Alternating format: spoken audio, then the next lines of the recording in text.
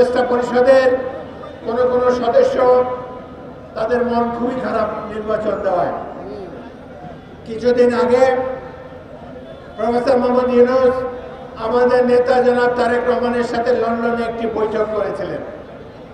সেই বৈঠকে তিনি ওয়াদা করেছিলেন যে ফেব্রুয়ারি মাসের মধ্যে জাতীয় সংসদ নির্বাচন দেবেন। আমি এই সভামঞ্চ থেকে তাকে আন্তরিক ধন্যবাদ জানাতে চাই, তিনি তার কথা রেখেছেন। আমরা ক্ষমতায় যাওয়ার জন্য পাগল হই নাই বিএনপি।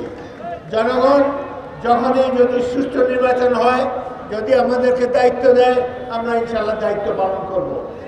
এই দল জিয়াউর রহমানের দল, বাংলাদেশি জাতীয়তাবাদের ধারক অনুসারী একটি রাজনৈতিক দল।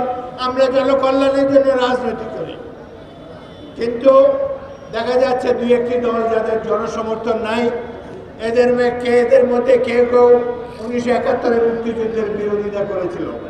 তারা জানে জনগণ তাদেরকে ভোট দেবে না, সেই জন্য তাদের মন খুবই খারাপ। নির্বাচন না হলেই ভালো ছিল। তারা এই গত এক বছরের নির্বাচনের স্বাদ কিছুটা অনুভব করতে পেরেছে।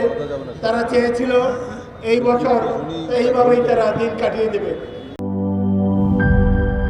সানবিট সব দিবে সামাল। সানবিট ম্যাজিক প্রেস ডিশওয়াশিং এর মাথা ঘোরানো সলিউশন।